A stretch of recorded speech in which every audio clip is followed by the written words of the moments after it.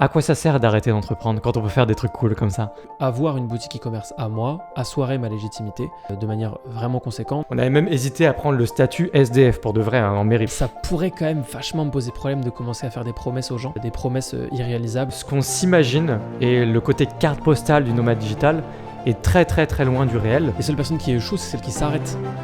Si tu t'arrêtes jamais, t'échoues jamais. Pourquoi faire 250 000 $? Un chalet en Finlande? C'est ce que j'allais dire. J'allais dire un chalet en Finlande, mais pourquoi faire? Bienvenue dans ce nouvel épisode d'Entre-deux, le 9e épisode. Louis, comment vas-tu pour ce 9e épisode? Ça va très bien, je suis très content de faire ce 9e épisode avec toi. Je me sens pour la première fois vraiment lancé, mais alors projeté dans ce podcast. Je cours partout, demain je repars en vacances. Pour ceux qui ont suivi le précédent épisode, on était déjà en vacances. Demain je repars en vacances, donc il se passe plein de choses en même temps, mais tout va bien. Je suis un peu fatigué aussi. Et toi, comment ça va? Moi, mais c'est vrai qu'à chaque épisode, on se sent jeté dedans. On dirait que vraiment, il y a ce côté, c'est pas notre travail du tout. Ouais. Du coup, à chaque fois, on arrive là. Et je sais pas, si on était vraiment à fond dedans, avec 2 épisodes par semaine, qu'on passait plusieurs heures de préparation à chaque fois et tout, je pense qu'on serait plus préparé mentalement. Mais non, clairement, je suis pas prêt. Moi non plus, je suis pas prêt. Et j'ai une anecdote à te partager. Est-ce que tu as suivi ce qui s'est passé sur X avec MrBeast? Ouais, tout à fait. Avec la vidéo, il a publié une vidéo qui a fait 200 000 $, un truc comme ça. Ouais, alors je vais redonner tout le contexte pour les gens qui nous écoutent. Vas-y. Donc, d'abord, Twitter est né en telle année. Je vais pas remonter si loin. Non, X c'est Twitter, hein, pour ceux qui n'ont pas suivi. Mais en fait, ce qui s'est passé, c'est qu'il y a eu... parce que je pense que tu n'es pas au courant de ce qui s'est passé à la fin, juste il y a 1 ou 2 jours avec MrBeast. Avec Vas-y. effectivement 250 000 $. Ça, tu sais pas ce qui s'est passé avec cet argent. Si, il a fait un te dit concours. Putain, c'est pas possible. T'es trop au courant. Non mais, si t'es au courant, Non, mais oui. je le suis et voilà. Ouais, ok, très bien.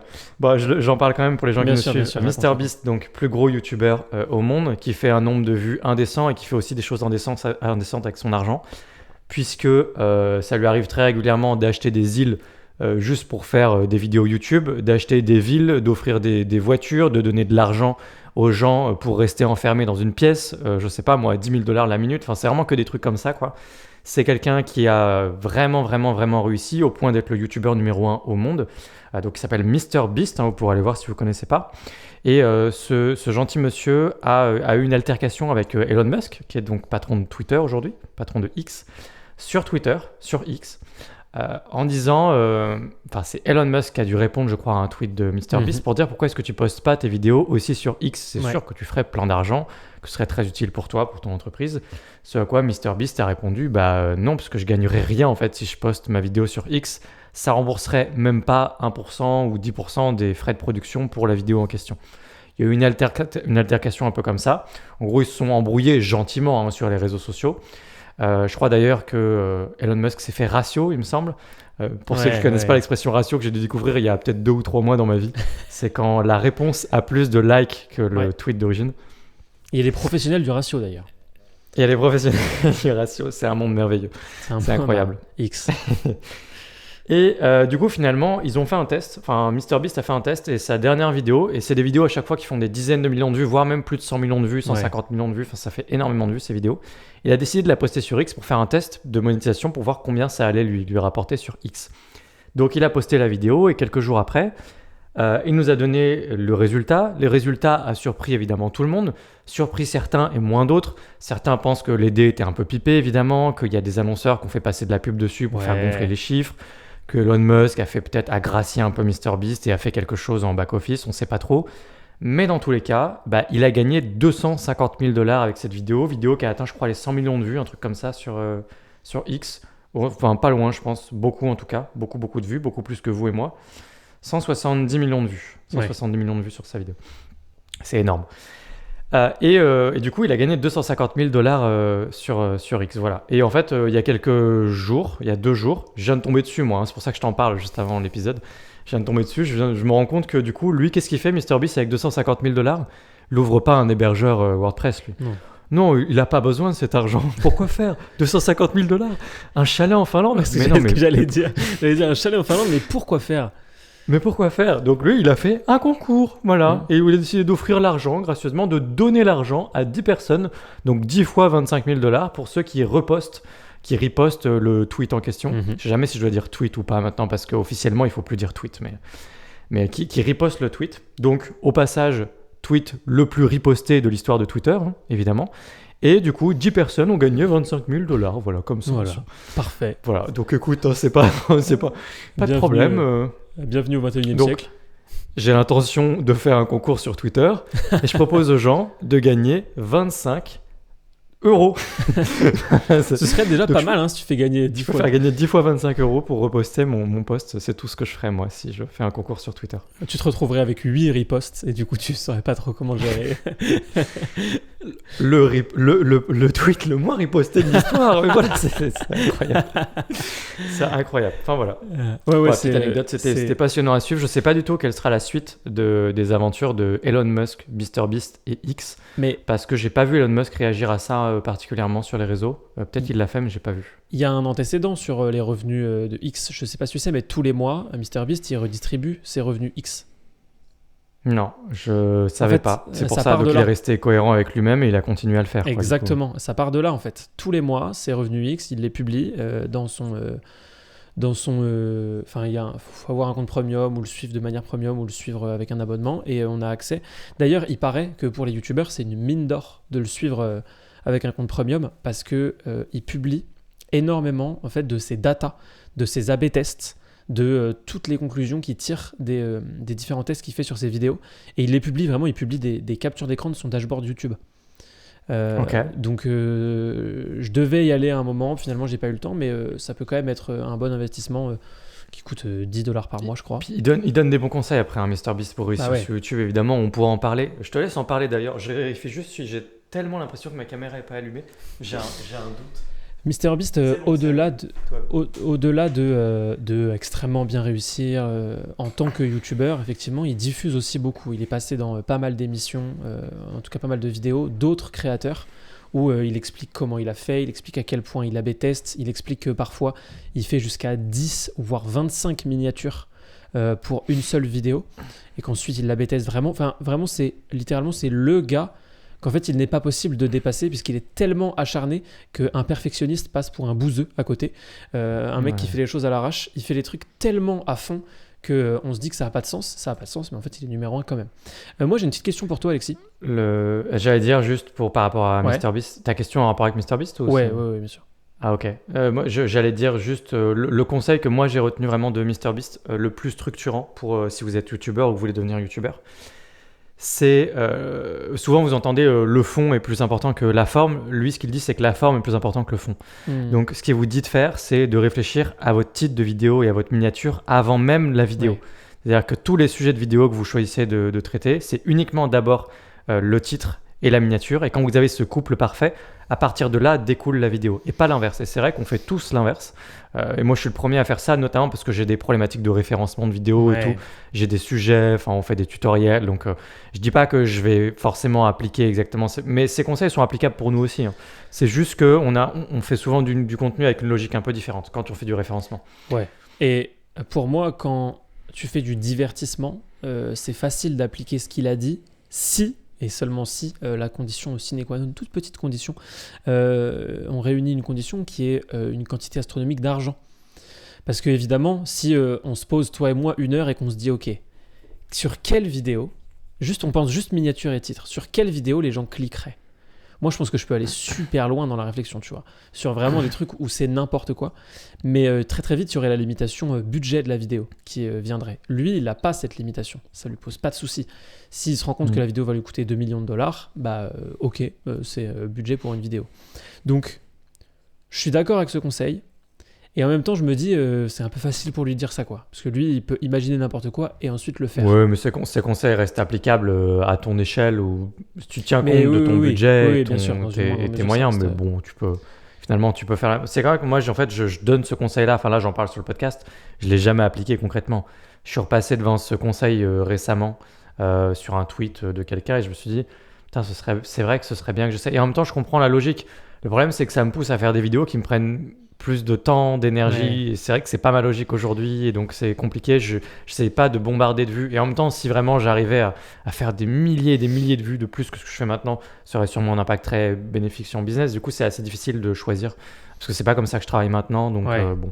Mais je pense que c'est un bon conseil quand même, qui est applicable à l'échelle de tout le monde, même quand tu as peu de moyens. Ouais. Moi, j'ai une vraie problématique vis-à-vis de ça. D'ailleurs, je voulais en parler avec toi pendant les vacances, j'ai complètement oublié. J'ai une vraie problématique avec mon activité sur YouTube, vis-à-vis précisément de ce point. Enfin, en tout cas, ça en fait partie. J'ai récemment fait l'acquisition et lu et noté religieusement tout ce qu'il y avait écrit dans L'offre à 100 millions d'Alex Hormozy. Ouais. Un bouquin que je vous conseille de lire si vous avez un business, quel qu'il soit. Et dedans, un des premiers trucs qu'il dit, c'est évidemment de trouver sa niche. Alors, trouver sa niche, c'est juste le terme vulgaire pour dire savoir de quoi tu vas parler, savoir à qui tu vas parler. Et moi, j'ai cette ambivalence problématique de est-ce que il vaut mieux que je parle à des gens qui veulent utiliser Shopify, parce que c'est le sujet de ma chaîne, en tout cas pour l'instant, à des dropshippers ou à des e-commerçants. Peu importe la légitimité que j'ai pour les trois. Je ne prends pas ça en compte, puisque la légitimité, je sais comment la créer, je sais comment faire, donc ça pour moi, ça ne rentre pas en compte. Et si je suivais ce truc de MrBeast, mais c'est très particulier à mon cas, de qu'est-ce qui va faire le plus de vues, qu'est-ce qui va être le plus intéressant, j'arrêterai immédiatement de faire du tutoriel comme je fais depuis 3 jours où j'apprends aux gens comment utiliser un compte employé sur Shopify. C'est la vidéo la moins vue de l'histoire de ma chaîne, à plusieurs centaines de vues de la 9e. Hein. Donc vraiment, c'est vraiment une vidéo nulle, mais elle est importante à faire pour moi si je veux rester positionné là-dedans. Si je me disais je veux faire juste le maximum de vues, je ferais des vidéos dropshipping, je ferais des vidéos e-commerce et je ferais des trucs bien gras, bien putaclic, comme j'ai pu en faire un tout petit peu, juste pour tester et parce que ça permet aussi de drainer pas mal d'abonnés. Je le vois un peu comme des pièges à lapins à certains endroits qui amènent beaucoup de personnes sur la chaîne et ensuite je les redirige vers des contenus qui m'intéressent plus. Le problème, parce que là, tout le monde se dirait, fonce, fais des vidéos sur le dropshipping. Le truc, c'est que au-delà de la légitimité, moi, j'ai un petit problème d'éthique avec ça.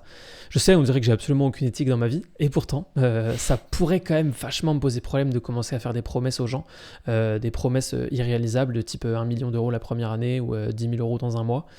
Ça me pose un peu souci. Un guide pas à pas pour arriver à 10 000 euros de chiffre d'affaires en e-commerce, ça, ok, mais c'est du réaliste, c'est du concret. Faire 10 000 euros de bénéfices à partir du mois prochain en partant de zéro, j'ai quand même un peu quelque chose qui m'embête. Donc je suis vachement dans ce truc de, en fait, à qui je devrais m'adresser. Parce que, évidemment, si je me mets à faire pur e-commerce, pur dropshipping, ça va plus rapporter, c'est certain. Mais en même temps, qui j'ai envie d'être? Qu'est-ce que tu penses de cette problématique? Ce que j'en pense, c'est que c'est peut-être ce que je vais dire, c'est sans doute un conseil assez universel, je pense. Il y a toujours moyen de réfléchir en fait quand même par étapes en cercle concentrique. Tu vois, tu as un noyau dur que tu construis d'abord et ensuite tu as un nouveau cercle concentrique qui s'ajoute où tu commences à élargir un petit peu ton audience et tu as cette logique de funnel, tu sais, où tu élargis un peu le top of the funnel, c'est-à-dire la taille de ton entonnoir et tu parles à de plus en plus de monde.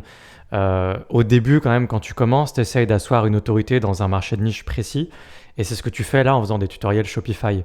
Moi, sur un temps donné, et sur cette période-là, c'est toi qui définis de quelle durée elle est, je te déconseillerais de faire autre chose, juste ne serait-ce que pour consolider cette base-là et être vraiment une autorité sur Shopify définitivement, et être vraiment incontournable. Je sais que tu n'es pas loin de l'être déjà, mais juste pour dire, tu consoliderais ça au maximum pendant un temps donné. Quand tu penses avoir fait le tour, et seulement quand tu penses avoir fait le tour, et je pense vraiment que c'est peut-être un conseil assez universel, il faudrait réfléchir à plein d'autres problématiques différentes et avoir le même raisonnement. Là, tu commences à élargir, quand tu penses avoir fait un peu le tour, tu veux commencer à élargir un petit peu. Là, tu te dis, ok, du coup, je vais vouloir chercher des sujets de vidéo ou des accroches ou des choses qui commencent à parler à un public un peu plus élargi. Donc, je vais faire un peu moins tutoriel, un peu plus youtubeur, face caméra avec des trucs qui parlent de plus de choses. Et il ne s'agit pas forcément de faire des promesses irréalistes. De toute façon, la promesse, elle est réaliste peut-être tant que toi, tu ne l'as pas faite. Peut-être qu'en parallèle de ton business, tu vas tester, expérimenter des choses en e-commerce un petit peu, lancer un truc. Quand tu vas expérimenter des choses et que ça a marché pour toi, tu pourras parler, je pense, et faire ces promesses-là aux gens en disant « vous pouvez faire ce genre de choses ». Toi, tu as une autre problématique sous-jacente qui est en fait, est-ce que tu veux pas trop qu'on t'associe au dropshipping vraiment? Bah ouais. Juste, mais qui est une autre problématique sous-jacente. C'est pas le problème de fond de ce que tu me dis. Je pense que là, en vrai, d'abord, tu peux vraiment rester et consolider tes positions sur ce que tu fais aujourd'hui Shopify. Et quand tu penses vraiment être blasé par le sujet ou avoir fait le tour, là, tu élargis plus e-commerce. Mais élargir plus e-commerce, ça veut pas dire faire des promesses irréalistes et parler de dropshipping à outrance, quoi. Ouais. Donc, je pense que tu peux quand même distinguer les deux chemins, quoi, vraiment. Ouais, j'avais pas pensé à le faire par étapes et à transitionner. Moi, je m'étais dit soit trouver un juste milieu, soit faire un choix et bannir l'autre. Transitionner petit à petit, ça peut effectivement être une très bonne idée. Au fur et à mesure, quoi. Là, j'ai fait quelques tests. Hein, j'ai 2-3 vidéos plus dropshipping, même si c'est Tu plus. veux expérimenter un peu, toi, parce que maintenant que tu es quand même plus ou moins formateur e-commerce, quand même plus ou moins indirectement, mais tu es formateur Shopify du coup.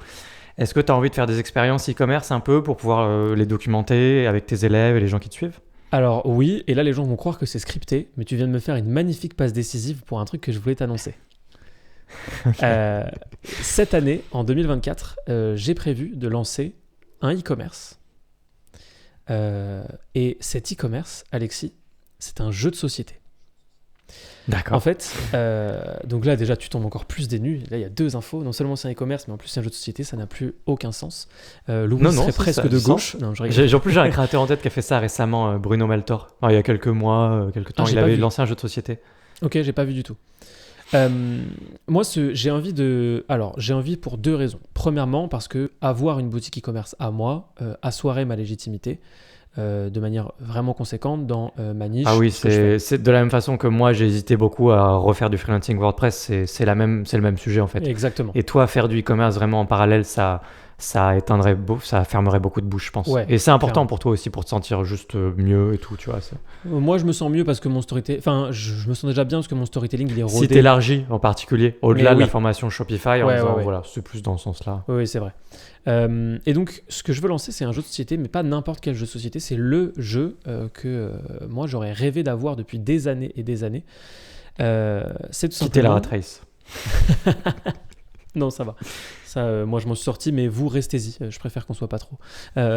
C'est un vrai jeu de société, hein, quitter la rat race en plus. C'est un vrai jeu de société ? Ouais, il a Kiyosaki, je crois que ça vient de lui directement. Ou quelqu'un d'autre, j'en sais rien, mais je crois que ça vient de lui. En ligne, tu peux jouer. Je crois qu'on avait testé, c'était vraiment nul. Et il y a vraiment un jeu de société en ligne, quitter la rat race. Terrible. Non, moi, ce sera pas en ligne, ce sera un jeu avec des cartes. Pas de plateau, je pense qu'il n'y aura pas de plateau. C'est qu'en fait, depuis des années, très souvent, j'ai un petit groupe qui mêle amis et famille, on est 7 ou 8 en tout, et on se retrouve une fois par an pour des vacances, une fois par an à Noël, et une fois par an ou 2 fois par an, 3 fois par an de plus pour des anniversaires à chaque fois. Et nos soirées se résument essentiellement à être autour d'une table, qui veut boit, et qui veut échanger et jouer, échange et joue. Et à chaque fois, moi j'ai toujours été très frustré que on arrive à avoir des moments intenses de discussion que très ponctuellement. C'est-à-dire que j'adore les discussions, alors là, j'ai très ponctuellement. Je pense que je vois où tu veux en venir du coup, en tout cas sur la nature profonde du jeu, et je pense que c'est du coup super intéressant. Ça n'existe pas du coup Non, alors ça existe... Attends, laisse-moi faire tout. Ok, vas-y. Parce que là, il y en a plein qui se disent Alexis est beaucoup trop intelligent, moi j'ai pas du tout compris où il veut en venir. Donc... Là, si une des personnes de mon équipe, de cette team, regarde la vidéo, il va se dire c'est n'importe quoi, et il dit n'importe quoi, on passe notre temps à discuter. Et c'est vrai, on passe notre temps à discuter, mais moi j'aimerais qu'on le fasse encore plus, parce que je suis un malade. Et eux, ils ont souvent envie de faire des jeux et tout. Et donc moi, j'ai eu l'idée à un moment de me dire, mais en fait, si on avait un jeu de cartes qui lançait des discussions, parce que très souvent, je râle pendant 1 heure en disant que j'ai envie qu'on discute tous ensemble, qu'on fasse des jeux d'échange, des jeux où on va parler, soit on va parler de nos opinions, soit on va parler, soit on va débattre, soit on va parler de nos rêves, soit on va parler de tu préfères, soit on va parler de, tu vois, tout en fait, n'importe quel sujet qui peut amener à des discussions, des débats, des échanges et surtout connaître un peu mieux les autres. C'est vraiment quelque chose que j'aime beaucoup. Tu as pu en avoir un mini aperçu parce que tu as remarqué que j'ai plein de questions en stock.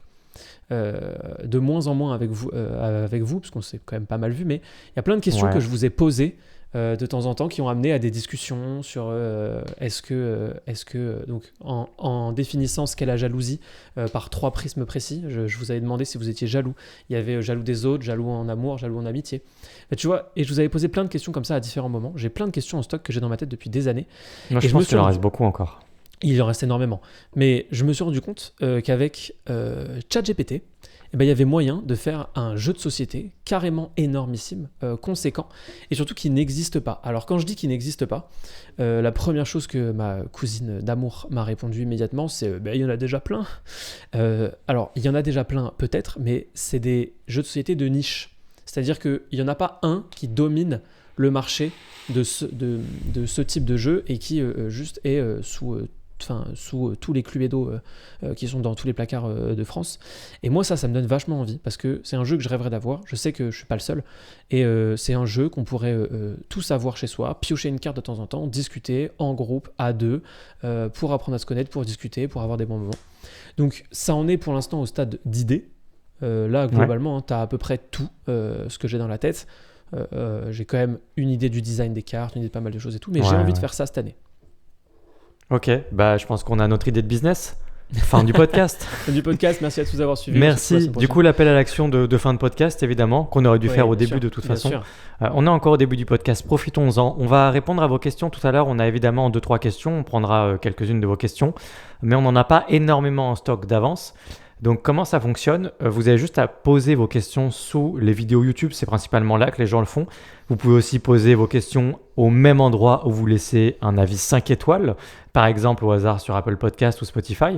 Sur Apple Podcast, je ne crois pas qu'il y ait de commentaires sur Spotify. Ça augmente le taux de conversion d'ailleurs. Ça augmente le taux de conversion. Bah oui, il faut pas oublier de le dire. J'ai remarqué d'ailleurs qu'on en a fait un short. Littéralement, il y a un short de moi qui est vraiment le short qui n'a aucune valeur pour personne. Je sais, aucune. En le publiant hier soir, je me suis dit putain, celui-là il sert vraiment à rien. Mais bon, je me suis dit qu'il faut publier. Donc bon, s'il faut du coup, c'est fou ça, comme par hasard, il a un peu floppé. C'est dingue, hein, c'est vraiment. Bref. Non, mais posez-nous vos questions sur n'importe quel sujet. Quand je dis n'importe quel, c'est que c'est vrai qu'on a un podcast business, mais on commence déjà à avoir des premières questions qui sont pas super business. Je vous tease d'avance, on va pas forcément la traiter maintenant, je pense qu'on n'aura pas le temps, mais il y a une question sur le Frexit. Donc vous voyez, vous êtes vraiment tout à fait libre de poser les questions qui vous intéressent. Si vous voulez nos opinions sur différents sujets, allez-y, posez vos questions sous ce podcast-là. On a toujours le temps de faire 2-3 questions par épisode. On est loin d'être débordé, c'est vraiment le tout début. Si vous posez une question, vous êtes sûr qu'on va la traiter. Ouais, sûr. Donc voilà, n'hésitez pas.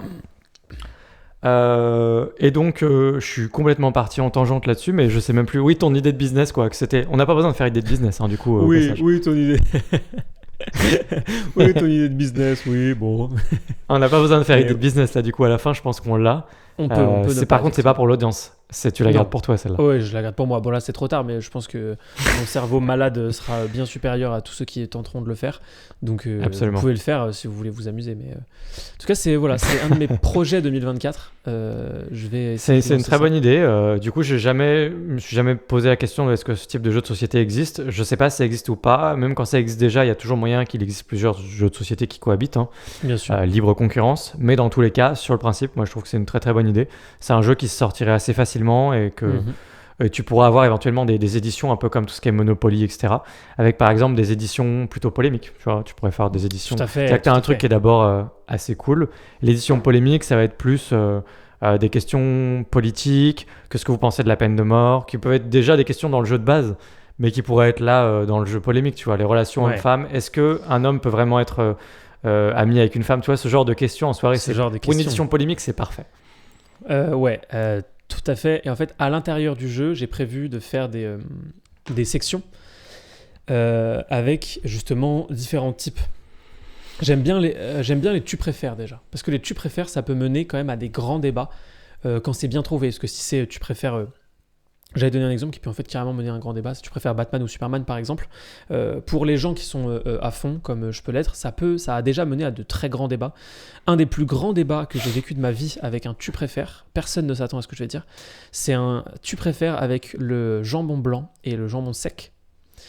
Sauf que, donc là on se dit que ça n'a aucun sens, sauf qu'en fait les personnes qui étaient présentes à ce débat, il y en avait 3 qui vivaient dans le sud-ouest, près de Pau, et qui sont amis avec des producteurs de jambon de Parme, etc., de jambon sec, etc., et des gens qui habitaient en Italie avec le jambon de Parme, et d'autres qui habitent à Paris, donc le jambon de Paris, le jambon blanc, etc. C'était un débat magnifique. Ça a tapé le clou de mon idée en me disant, ok, si on peut partir dans un débat d'1 heure sur du jambon, si on a des vraies questions... Donc si je comprends bien, il y aura une carte dans ton jeu de société plutôt jambon blanc ou jambon sec, quoi. Je pense que je vais la mettre, juste pour le... Autant dire que ça va faire un malheur, vraiment ton jeu de société, ça va être incroyable. Vraiment, ce sera évidemment la moins bonne des cartes, elle sera là pour une private joke familiale, mais c'est quand même marrant. Mais tu vois, je veux plusieurs trucs, je veux des tu préfères, je veux des que ce que vous feriez avec tant. Donc temps, on parle évidemment d'argent. Qu'est-ce que vous feriez avec temps si on vous les donnait et que vous aviez 24 heures pour les dépenser, etc. etc. Il y a aussi tout un tas de questions comme donc c'est un tas de questions où on te donne des pouvoirs. On te donne le pouvoir de te déplacer, de te téléporter n'importe où dans le monde et d'aller aussi vite que tu veux et de pouvoir faire autant d'endroits que tu veux, mais juste dans 24 heures, tu meurs. Donc avec qui et où tu vas, tu vois, pendant ces 24 heures.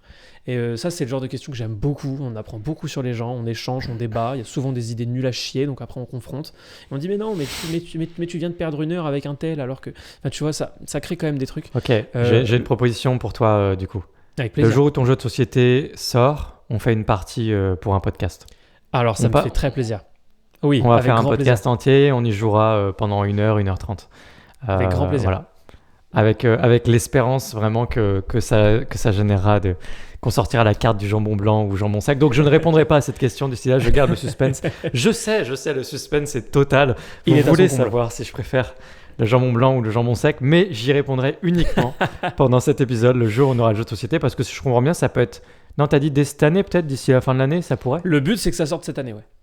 Ouais, ok. Ça sera super intéressant à documenter. Tu pourras nous parler de ça aussi dans le podcast. Ouais. Comment aller chercher, du coup, comment produire ça, combien ça coûte. Voilà, les détails de... Moi, je trouve ça intéressant.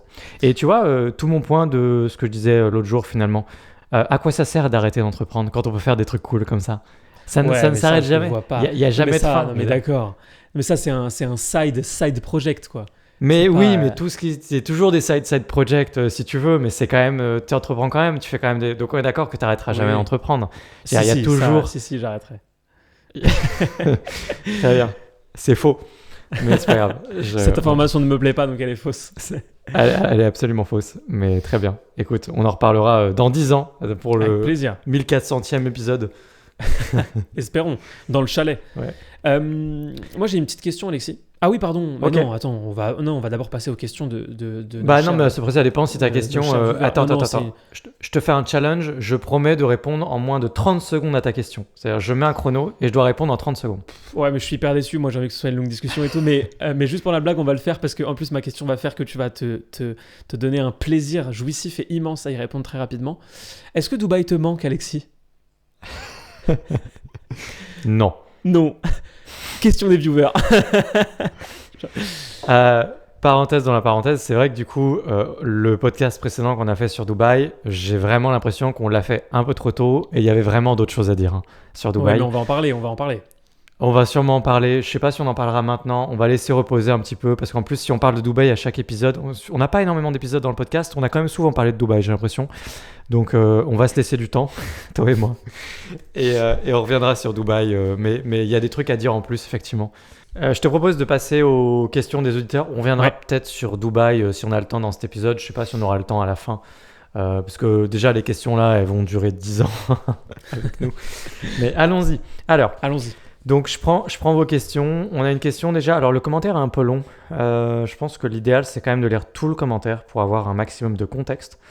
Donc, je vais faire ça. Mais vous m'excuserez d'avance pour la longueur. Alors, je suis très content que le commentaire soit long. Nous, ça nous fait très plaisir. C'est juste là pour lire. Dans le podcast, c'est un petit peu long. Le commentaire, c'est Voyageuse compulsive, que je connais bien.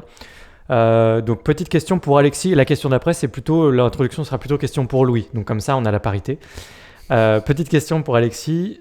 Toi qui as, il me semble, j'espère ne pas me tromper, tu ne te trompes pas, déjà voyagé tout en travaillant, est-ce que c'est quelque chose que tu envisages de refaire ? Ou au contraire, tu préfères maintenant rester en France ou à Dubaï pour travailler et partir à l'étranger uniquement pour des vacances ? Alors, il y a tout un... Après, je ne sais pas si j'ai besoin de lire la suite en fait, mais c'est intéressant. Alors, je le lis rapidement. Tu m'as fait rêver avec le Japon, Alexis. C'était un épisode où on parlait du Japon. Notamment, on y va pendant 1 mois avec mon copain en 2025, pendant la période des cerisiers. On a tellement hâte d'y être. J'avais vraiment envie de découvrir plusieurs villes dans ce pays et pas juste Tokyo. Donc, on a attendu quelques années pour pouvoir y aller plusieurs semaines et pas juste une semaine. À l'heure actuelle, Dubaï ne m'attire pas du tout. Grande ville, building partout, etc. Ajouter à ça que je ne suis pas assez informé sur le pays, je n'y vois que du négatif, donc pour le moment je m'abstiens d'émettre un avis tranché. Ça me fait rire. Un avis, je suis désolé, c'est le mot tranché quand on parle de Dubaï, je sais pas, ça me fait rire. Dans un sens comme dans un autre, lol. Ok, aucune mauvaise blague évidemment sur le tranché. Donc sa question en fait à Voyageuse Compulsive, c'est tout simplement le nomadisme digital surcoté ou sous-coté en fait. Hein. C'est ça sa question. Et pour la partie Japon, bah écoute, je suis content de t'avoir fait rêver et je pense que j'ai fait probablement 1/10 de ce que je pourrais faire, de à quel point je pourrais vous faire rêver si on faisait vraiment un épisode où on s'attardait sur le Japon, qu'on racontait plein de choses, plein d'anecdotes. Je vous ai encore rien raconté, hein. Je pourrais raconter tellement plus de choses pour vous faire rêver. Mais la question du nomadisme digital, alors il me semble, oui, que tu vas pas avoir grand chose à dire toi pour le moment, pour l'instant. Non. Si tu veux, je te laisse la parole en premier vu que ça va être plus court. Oui, ça va être plus court. Si tu as 30 secondes à faire là-dessus, je t'en prie. Moi, je pense que ça m'irait absolument pas. Je pense que c'est pas du tout pour moi.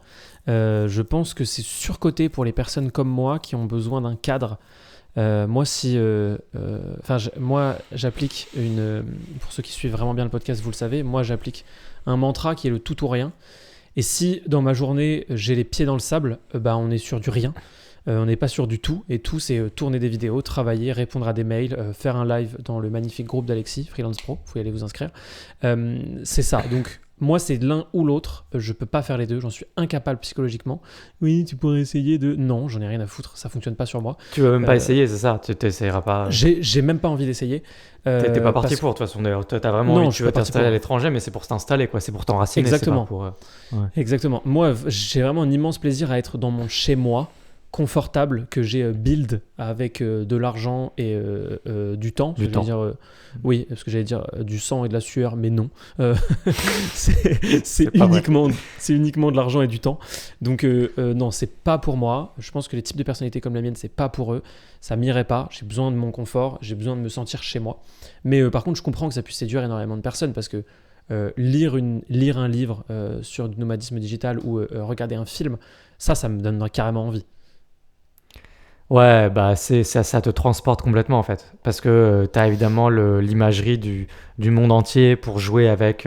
Tu peux passer images de Petra à Kyoto, au Japon, et faire des trucs incroyables. Et ensuite, tu mets des belles musiques. Puis tu vois un mec sur son petit ordinateur portable. Évidemment, on a tous l'image du mec sur la moto, sur le scooter à Bali, avec un plan au drone au milieu des cocotiers, quoi. Et forcément, en fait, c'est beaucoup trop beau pour ne pas donner envie au moment où tu vois l'image. Et ensuite, faut prendre du recul et te demander en fait ce que ça implique de partir, voyager et travailler en même temps. Et en fait, ça implique un tas de choses auxquelles les gens ne pensent pas forcément. Et c'est peut-être pour beaucoup de gens plus de contraintes que de liberté en fait. Et ça, faut en avoir conscience. Alors, du coup, ça tease un petit peu ce que je pense du nomadisme digital. Je l'ai effectivement testé à plusieurs reprises. Je suis parti, revenu, reparti, revenu, reparti, revenu. Il y a des moments où je suis parti même pendant assez longtemps. En fait, moi, je pensais vraiment que c'était un truc qui était fait pour moi parce qu'il faut savoir que j'étais branché voyage bien avant d'être branché business. J'ai mes premières expériences de voyageur en sac à dos. Je suis parti longtemps, je suis parti 1 an et quelques.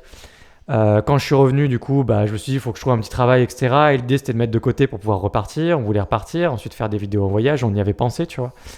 D'ailleurs, je pense que je ne connaissais pas l'expression de nomade digital à l'époque. Et puis, au final, donc, il s'est passé ce qui s'est passé, que j'ai raconté dans un épisode avant. J'ai commencé à gagner ma vie sur Internet à partir de plein de choses. Et donc, naturellement, on voulait repartir en voyage. On voulait faire l'expérience de devenir nomade digital. Donc, quand je dis on, c'est moi et Rachel, donc ma compagne. Tous les deux, donc c'est ce qu'on a fait. On est reparti majoritairement en Asie du Sud-Est, dans des pays comme la Thaïlande. Thaïlande, on y est revenu même plusieurs fois. Mais pas que, hein. On a fait finalement l'expérience en quelque sorte du nomadisme digital dans plusieurs endroits. Je serais tenté de dire le Japon, mais le but c'était quand même de voyager plus que de travailler. Donc justement, ce que je dis là, le but c'était de voyager plus que de travailler. En fait, ça traduit absolument tout ce que je pense du nomadisme digital. C'est qu'en fait, vous avez 2 jauges quand vous faites ça. Vous avez la jauge travail et la jauge voyage. Et en fait, vous, quand vous êtes chez vous ici, vous n'avez pas encore de business sur Internet, que vous n'avez pas encore voyagé dans votre vie, que vous avez juste qu'une chose en tête, c'est vous avez vraiment la dalle de partir voyager et pas vraiment la dalle de travailler, mais juste d'avoir un petit business où vous êtes indépendant, vous êtes bien, qu'en fait, vous imaginez que ces 2 jauges sont à 100% tout le temps. Mais ça fonctionne pas comme ça en fait. Oui. Si vous faites les deux en même temps, en fait, vous allez avoir les 2 jauges en même temps à 50%. Et il y a un moment où si vous voulez faire 80-20, vous allez par exemple voyager beaucoup moins, 20%, et travailler beaucoup plus, être plus productif, plus à fond, et ça va faire une jauge à 80%. Ou l'inverse, si vous voulez vraiment voyager beaucoup plus, vous allez avoir la jauge à 80% et travailler à 20%. Travailler à 20%, ça veut dire qu'en fait, vous avez littéralement ce que vous avez construit avant qui est à votre service là pour voyager, mais vous n'êtes pas en train de construire, et quand on ne construit pas, en général, sur le temps long, on régresse. La stagnation, ça n'existe pas vraiment. Ça veut dire qu'en fait, je ne vais pas faire un cours sur l'inflation non plus, mais c'est juste pour dire que globalement, si vous ne progressez pas, vous êtes probablement en train de régresser sur le temps long. C'est-à-dire que vous acceptez de ne pas progresser et de mourir, entre guillemets, sur votre business pour être en train de profiter et de voyager. Ça ne se voit pas sur le temps court, sur le micro, ce que je dis. Ça ne se voit pas d'une semaine sur l'autre, ça ne se voit pas forcément d'un mois sur l'autre. Vous pouvez faire ça 1 an, vous pouvez faire ça 2 ans. Vous n'êtes pas en train de progresser quand même. Et finalement, nous, c'est vraiment ce qu'on a ressenti pendant le voyage. C'est beaucoup de frustration liée au fait que ce qu'on s'imagine et le côté carte postale du nomade digital est très très très loin du réel parce qu'il y a des tas de contraintes qui sont liées au fait que quand tu voyages, tu n'as vraiment pas les bonnes conditions pour travailler en même temps. Ah oui. Et la seule façon d'essayer au maximum de se rapprocher de 2 jauges à 100%, c'est en fait un rythme de vie et une qualité de vie qui est excessivement cher. Et les gens ne se rendent pas compte. C'est-à-dire aller vraiment en même temps que vous voyagez dans les trajets les plus courts. Vous prenez jamais les bus, vous prenez juste des Uber chers, vous êtes bien, ou des taxis ou des trucs comme ça. Vous n'allez jamais dans des auberges de jeunesse, mais vous prenez à la place des Airbnb. Et quand vous prenez des Airbnb et que vous avez des vidéos à faire comme moi, vous prenez des Airbnb qui sont chers. L'idéal, c'est même des hôtels parce que vous avez une qualité de service. C'est pas comme un Airbnb. Donc dans un hôtel, vous êtes bien. Mais les hôtels, quand vous prenez 1 mois d'hôtel dans un truc qui est bien, c'est pas 1 000 € le mois. En fait, quand tu tournes des vidéos, c'est pareil, tu entends les gamins qui passent derrière et qui vont à la piscine, là, qui crient comme des veaux, c'est insupportable. Ça t'arrête dans ta vidéo, c'est du vécu. Hein. Allez voir ma vidéo sur... j'ai fait une vidéo sur... je sais plus comment je l'ai appelé. Une astuce pour les blogs avec une barre qui bouge quand vous descendez sur un blog. J'ai fait une vidéo sur ma chaîne à un moment. C'est exactement ce que je vous raconte là qui s'est passé sur cette vidéo. J'étais dans un coin, dans une auberge de jeunesse, et j'attendais que les petits Chinois arrêtent de gueuler pour que je puisse faire ma vidéo. C'était horrible. J'étais dans un... Et alors, le moral gros dans les chaussettes. disclaimer, quand Alexis dit les petits Chinois, il n'y a rien de raciste. Il parle vraiment d'enfants originaires de Chine. J'adore le disclaimer, c'est incroyable. J'ai appris à parler chinois à un moment. Hein, donc j'adore la Chine et la culture chinoise. Non mais vraiment, je suis trop fan. Je pense que c'est la meilleure des excuses. C'est juste, j'ai voulu apprendre à parler chinois. Donc quand je dis les petits chinois, c'est vraiment pareil. Et je me suis littéralement retrouvé assis avec toi dans un 4x4 au milieu du désert pendant que tu parlais en chinois à une chinoise. Ah oui, j'ai fait 2 phrases. Oui, mais ça prouve que... J'adore le storytelling de Louis, c'est beau. Parce que là, les gens s'imaginent vraiment que je parle chinois. Mais j'étais vraiment dans le désert à Dubaï en train de parler chinois avec des un truc incroyable, quoi. Même là où c'est fou, c'est que même mon propre souvenir commençait à devenir méga stylé avec le temps. Je me dis ouais, j'étais avec mon pote, il parlait en chinois à une chinoise au milieu du désert. J'ai juste dit où sont les toilettes. Où sont les toilettes de l'eau. Les gens reconnaîtront normalement. Normalement ça se comprend, c'est bien. Du coup, ouais, au final, tout ça pour dire quoi en dehors de cette anecdote qui était en Thaïlande à Chiang Mai. Tout ça pour dire que c'est vraiment une grosse affaire de compromis et tellement plus de compromis que ce que j'imaginais. Que si jamais vous partez voyager et travailler en même temps, dites-vous que travailler est peut-être en fait beaucoup plus secondaire pour vous et que ce qui est important pour vous, c'est le voyage, qu'il n'y aura pas de frustration générée par le fait que vous travaillez beaucoup moins, que vous n'avez pas une bonne qualité de vie par rapport à votre travail, enfin pas de bonnes conditions de travail, que ça peut être compliqué de tourner des vidéos, d'avoir une bonne qualité pour le son, l'endroit où vous tournez, etc. Et d'avoir une connexion Internet qui est compliquée. D'avoir pas d'eau dans la douche, non, ça n'a rien à voir. Enfin, toute votre qualité de vie en général, et vous allez le sentir en fait sur votre travail, ça va avoir un impact sur votre travail. Et si vous êtes vraiment drivé par le voyage, vous allez probablement pas être déçu. Mais en fait, il faut juste se dire que travailler et voyager en même temps, c'est avant tout essentiellement au service des gens qui veulent surtout voyager et pas voyager et travailler en même temps. Et juste le mensonge, peut-être, il est là, c'est que les gens qui sont des nomades digitaux en général sont surtout des backpackers qui ont évolué pour avoir une activité. Ils sont indépendants sur Internet, mais avant tout, ce qui compte pour eux dans la vie, c'est de voyager. C'est le monde, c'est de découvrir le monde, c'est le contact humain avec des gens, c'est de faire des rencontres, de faire des expériences, tout. C'est pas du tout leur travail. Et c'est tellement secondaire qu'en fait, ils avancent tellement peu là-dessus qu'ils sont pas frustrés par ça. Et moi, je pense que je me suis en fait découvert pendant ces expériences de nomade digital. Et j'ai compris que j'étais peut-être un peu plus un entrepreneur que quelqu'un qui avait envie de voyager aux 4 coins du monde. Voilà. Alors après, il y a plein d'autres choses à dire par rapport à tout ça, mais je te laisse peut-être rebondir sur ce que tu as. Et puis c'est des périodes de vie aussi. Toi, à ce moment-là, tu te serais mal vu rester en France, essayer de faire un truc par toi-même, etc. Parce que c'était juste pas le moment. Et maintenant que tu es un peu plus âgé, un peu plus mature et que tu te dis j'ai vraiment envie de construire un truc, du coup ça irait pas, tu vois. Faire copylost en crapahutant en Thaïlande, ça paraît compliqué. Ça paraît voire inenvisageable. Donc Je pense que aussi que c'est des périodes de vie et des personnalités. Moi, je pense que j'ai une personnalité où juste Toi, t'as jamais. même pas essayé, donc au moins tu Moi, savais, t'as pas j'avais eu même cet pas envie, enjeu-là. quoi. C'est Ah ça. ouais. Moi, j'ai Moi, j'ai cru que immédiatement- j'avais envie.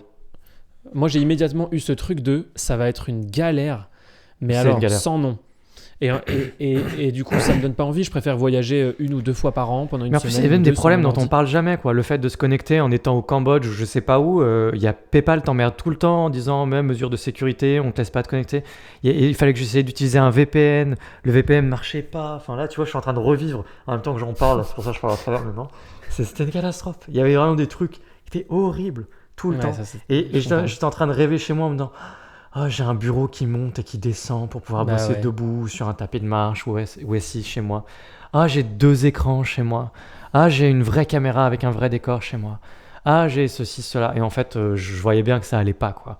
Ouais, Ça ouais. allait pas du tout. Mais ça s'est fait au fur et à mesure. Je suis vraiment, ça s'est étalé sur des mois, voire des années, avec des allers-retours. On rentre chez nous parce qu'on en avait marre et après, très rapidement, on se dit putain, quand même, on est bien en voyage, on va repartir. Et à chaque fois qu'on repartait, on disait ouais, mais on est bien chez nous quand même.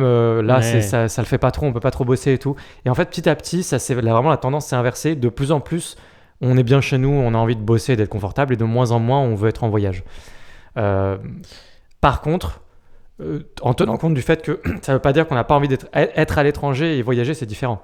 C'est-à-dire Bah oui. que moi, je serais ravi d'avoir un pied-à-terre, comme j'en ai déjà parlé dans un épisode précédent, au Japon par exemple. Pourquoi pas à Dubaï, à Bangkok, j'en ai parlé souvent. Avoir des pieds-à-terre là-bas pour rester pendant plusieurs mois, être organisé, avoir du confort et tout. Bien Et sûr. avoir ma routine de travail sans être en train de voyager, mais simplement en me baignant dans ces différentes cultures, d'apprécier juste la vie sur place, les gens, etc. Ça, oui, à 200%. Mais ça, c'est moins du nomadisme digital. C'est très plus différent, un ouais. entrepreneur qui a des logements à l'étranger et qui se met bien. Mais je veux dire, la plupart des gens ne peuvent pas faire ça, quoi. Ouais. Ouais, c'est très différent. Moi aussi, ça m'attirerait Ouais. déjà un peu plus. Quoique, parce que j'aime vraiment bien avoir un chez moi, en tout cas pour l'instant. Mais oui, ça n'a rien à voir. Mais en même temps, je pense que pour certains, ça peut être la finalité du nomadisme digital. Quand tu as vraiment envie d'avoir plusieurs environnements, que tu es attaché à plusieurs cultures, que tu as envie de les vivre fréquemment et tout, bah, du coup, ça peut s'entendre. 3 semaines dans un chalet en Finlande, 1 mois et demi ou 2 mois à Tokyo, 1 mois à Dubaï, Ouais. 6 mois en France. Le slow c'est moins travel, du c'est une nomadisme. solution aussi, évidemment. On n'en a pas parlé, mais les gens qui décident de le faire, mais qui juste, ils voyagent moins à 200%. Ils voyagent beaucoup plus lentement. Ils décident de rester longtemps dans chaque destination. Mhm. Parce que vraiment, le backpacker, par définition, c'est un mec qui reste 2 jours quelque part, il passe à la ville suivante, etc. Le nomade digital qui slow travel, c'est quelqu'un qui reste quand même longtemps quand il va quelque Ouais. part. Il reste 6 semaines quelque part minimum. Il a le temps de profiter de la ville, de s'imprégner et tout. Et puis du coup de bosser dans des bonnes conditions, de trouver ses petites habitudes, ses petits repères et tout. Ça dure quand même assez longtemps, quelques semaines, même si ça passe vite. Et c'est peut-être un compromis que vous pouvez tester. On a un peu testé hein, finalement vers la fin. Je dirais qu'on a quand même slow travelé, tu vois. Et ça marchait un peu mieux. J'ai senti qu'il y avait moyen d'avoir un meilleur équilibre, mais un équilibre, ça veut dire que vous faites rien à fond quand même. Il faut juste en avoir conscience, quoi. Vous faites pas du voyage à fond, vous travaillez pas à fond, et ça peut quand même générer plus de frustration que ce que vous imaginez par rapport à l'idée que vous vous faites du nomadisme digital, quoi. Voilà. Mhm. Maintenant, ce que je peux faire éventuellement, c'est raconter une petite anecdote.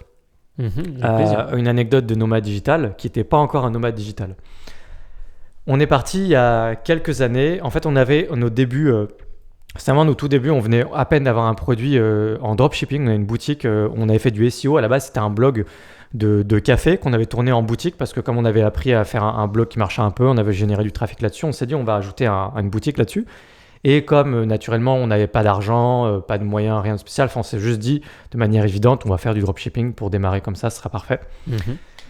Et donc le produit, j'en avais déjà parlé, je pense d'ailleurs, parce que c'était la C'est les fameuse capsules. capsule rechargeable pour les machines Nespresso. Ouais. À un moment, on était vraiment des stars sur ce produit en France. On était tout en haut des recherches. Et ce produit-là, du jour au lendemain, nous a fait passer de 100 euros par mois en dropshipping à 1500 ou 2000 euros par mois en dropshipping. Du jour au lendemain, c'est allé assez vite. Nous, évidemment, du coup, on était un peu euphoriques.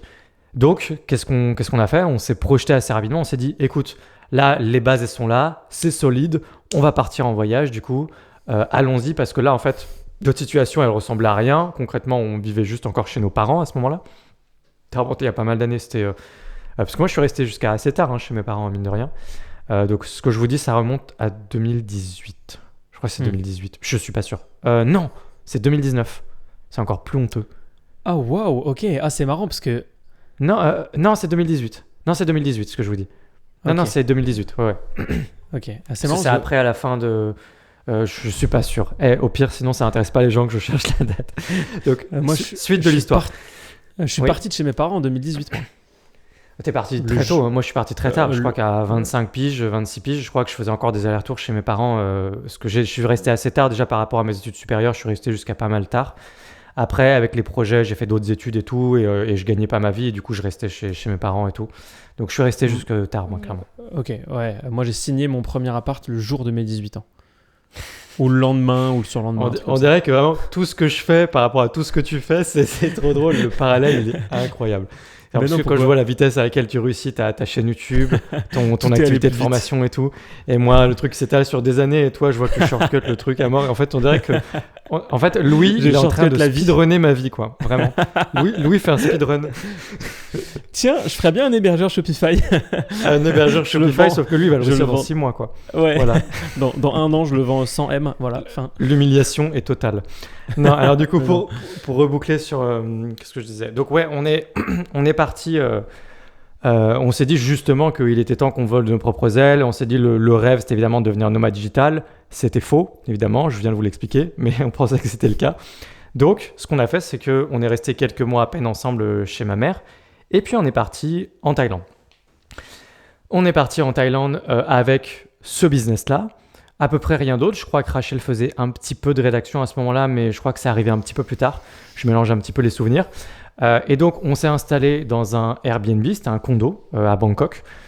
Pas tout à fait dans le centre. Ça, c'était les premiers problèmes, c'est qu'on essayait d'arrondir les angles, de dépenser moins cher. Donc, en fait, on avait une situation qui était un peu nulle, parce qu'on était assez éloigné du centre, etc. Mais ça, c'est les erreurs de débutants, hein, tu vois. Et en fait, ce qui s'est passé, c'est que notre petit business, là, avec les capsules Nespresso, il a duré pendant quelques mois avant qu'on parte, vite fait, 3 mois, un truc comme ça. On est parti. Il a duré encore quelques semaines.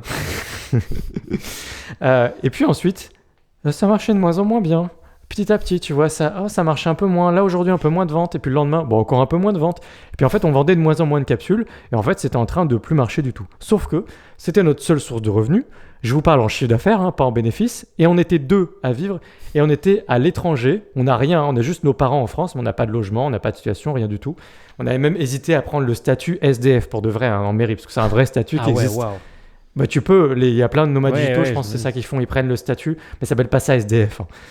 Oui, je me doute. Quoique, peut-être, je suis pas sûr. En vrai, je suis pas sûr du... Mais en gros, c'est juste pour dire que vous n'avez pas de domicile fixe, et vous pouvez quand même recevoir votre courrier dans une mairie, etc. Enfin, ce genre de choses est possible. Quand vous êtes nomade digital, c'est pratique d'avoir quand même une solution comme ça. Ça fait bizarre que de dire que tu es SDF, mais c'est le cas, quoi. Et au final, ce qui s'est passé, c'est que ça marchait vraiment beaucoup moins bien à la fin. En fait, on rentrait plus du tout assez d'argent. Et on s'est vachement remis en question. On s'est dit, mais attends, qu'est-ce qu'on fait ? On est un petit peu dans la merde. Est-ce qu'on peut pas vraiment rentrer en France ? Si on rentre en France, on rentre avec, comme on dit, notre bite et notre couteau. Enfin, c'est un truc comme ça, l'expression, je suis même pas sûr. Il me semble que c'est ça. Ma bite et mon couteau, ouais. Exactement. Et du coup, on va rentrer chez nos parents, quoi. Ça va être ça, donc ça va être horrible. Est-ce qu'on trouve un moyen de se refaire, etc. Alors, sur le moment, le bon état d'esprit, entrepreneur, on dit non, on va trouver une solution. Quelle solution on a trouvé ? Alors là, je vais vraiment donner de quoi me faire fusiller sur place parce que je me suis moqué ouvertement de gens qui font ça et je l'ai fait. Mais en fait, j'ai juste envie d'être tellement transparent qu'il n'y aura jamais personne pour faire un cache investigation sur moi un jour et trouver des trucs. Vous ne pourrez jamais rien trouver sur moi. Je vais tout balancer dans ce podcast. Donc, qu'est-ce que j'ai fait ? On avait réussi en e-commerce un truc pendant plusieurs mois. Et en fait, ce qui s'est passé, c'est que comment on y arrivait, on avait fait du SEO, il n'y avait pas que du SEO, il y avait aussi du Google Shopping qui marchait de mieux en mieux à cette époque. Et en fait, on avait appris à faire de la publicité, à trouver des produits, à les tester, etc.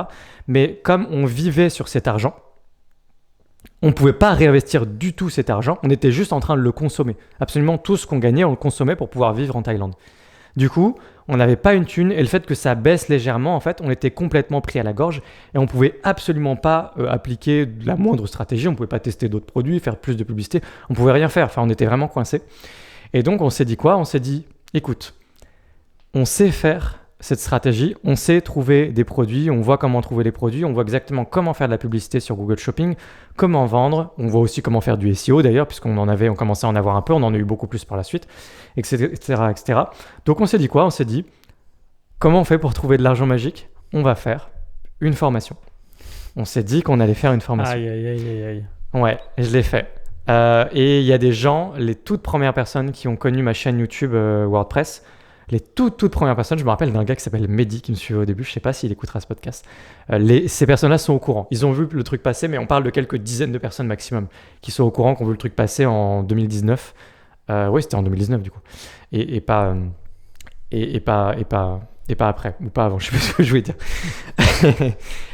Et du coup, cette formation, alors je ne l'ai pas créée évidemment parce qu'on était complètement dans l'urgence. On voulait juste générer du cash maintenant pour pouvoir juste ensuite s'en sortir, pouvoir vivre en Thaïlande et ensuite nous pouvoir du coup derrière continuer de faire de la publicité, tester d'autres produits, continuer la stratégie, faire du dropshipping comme on le faisait à l'époque. Donc on a fait une magnifique page de vente qui s'appelait, le produit s'appelait Tropical E-commerce. La page était magnifique, elle était faite avec Elementor, c'était magnifique, elle était belle. Hein. Non, j'étais hyper fier. Il y a des petites icônes, je mettais des avions et tout. Tu sais, vraiment en mode nomade digital, les tropiques, c'était trop beau. J'étais juste trop fan de ma page. Et je crois que j'ai gardé peut-être une trace sur le blog. Je crois qu'elle est quelque part cachée, il me semble. Ok. Et on a lancé cette formation. Je pense qu'on l'a lancée à peut-être, je sais plus, 150, 200, 300 euros, un truc que je ne me rappelle pas exactement. On l'a lancée auprès de la toute petite audience que j'avais commencé à construire à l'époque. En vendant exactement ce que j'avais appris à faire et ce qu'on avait fait qui nous avait permis de vivre pendant quelques mois, de partir en Thaïlande, etc. Donc on a fait tout ça. On a aussi fait des publicités.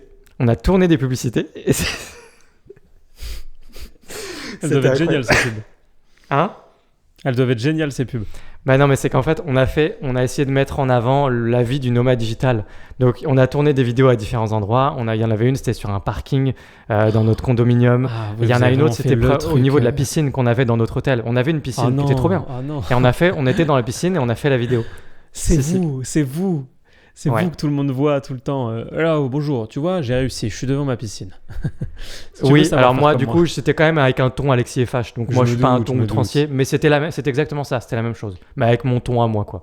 Ouais, J'avais pas une chaîne en or et tout. Et donc, à un moment, je me rappelle, comment on a mis ça en scène, je crois que je suis sur un transat et je me lève et ensuite je leur parle face caméra et on voit Rachel qui passe derrière et qui saute dans l'eau pour plonger dans la piscine du coup en même temps pour que ça fasse un peu de la figuration, tu vois, qu'il se passe un truc derrière. Voilà, exactement. C'est génial. Je sais pas ce que tu t'imagines parce que je pense que dans le réel c'était beaucoup moins classe que ce que tu t'imagines là maintenant. Donc moi je m'imagine un truc c'était du tellement bricolage classe. Oui, je me doute. Mais j'ai très très envie de les voir par contre du coup ces vidéos. Mais je pense qu'on les a gardées et ça doit exister en vrai dans mon disque dur, je pense. Donc j'essaierai de les retrouver.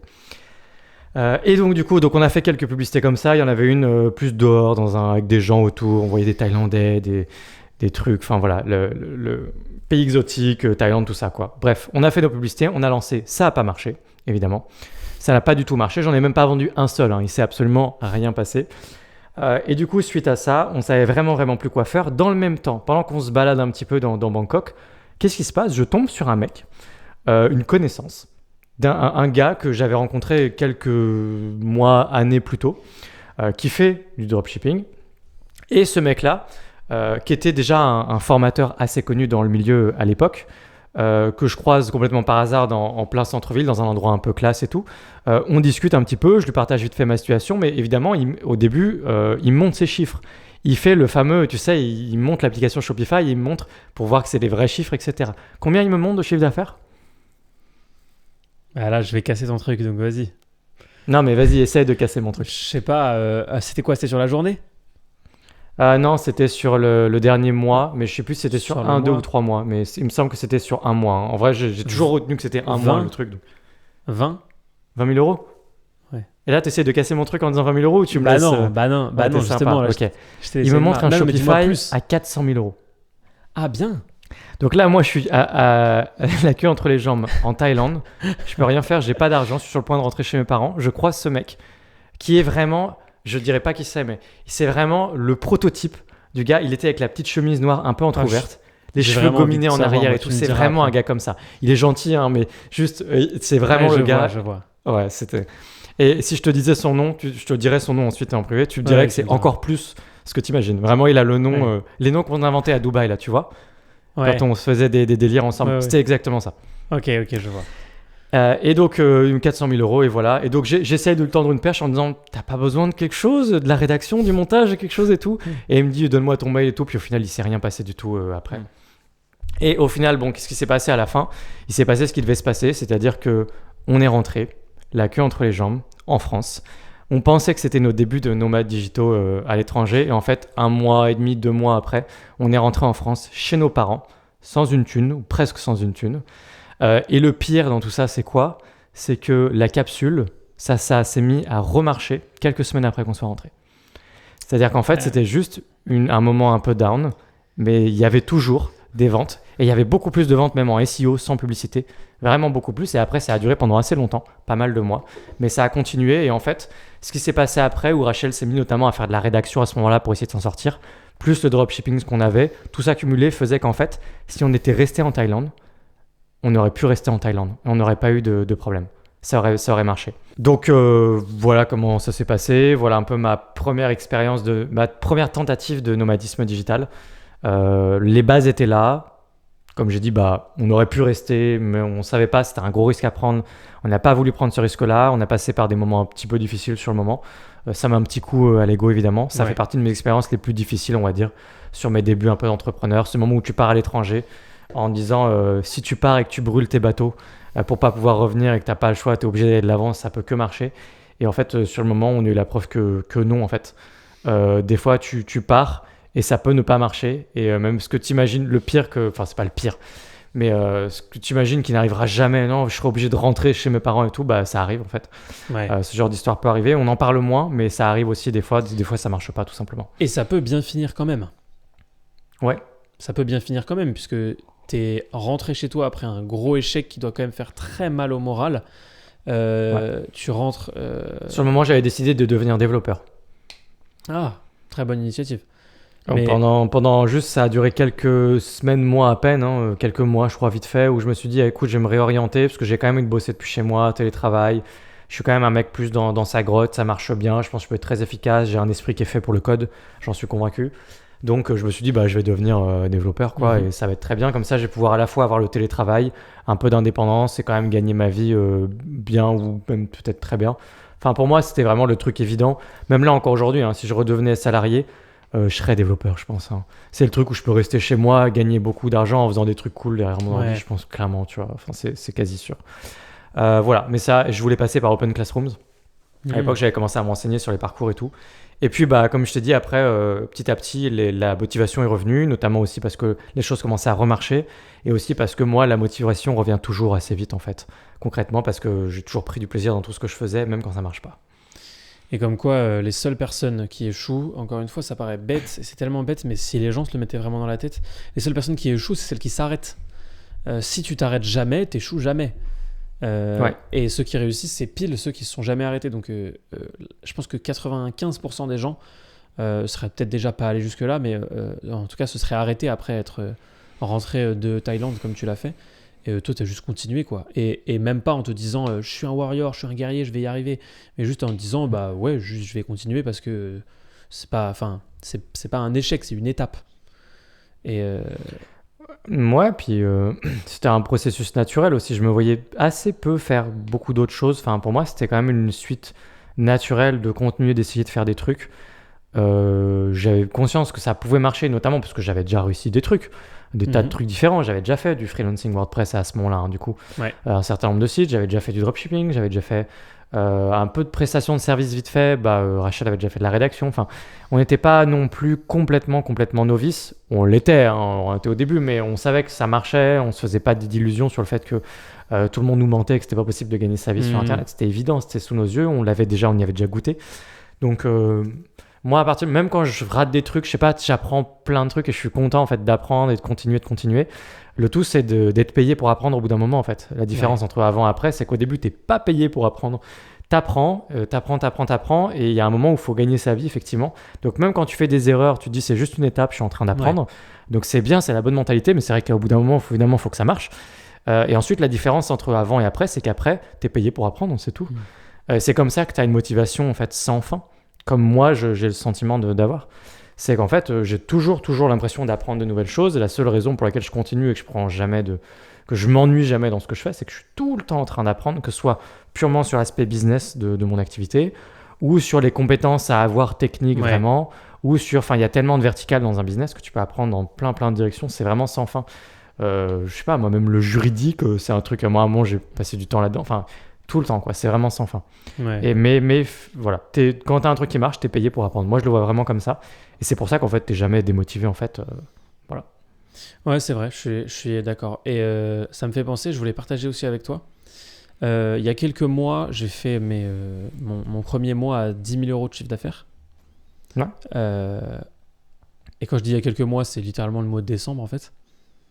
On vient de faire le calcul pour le mois de janvier.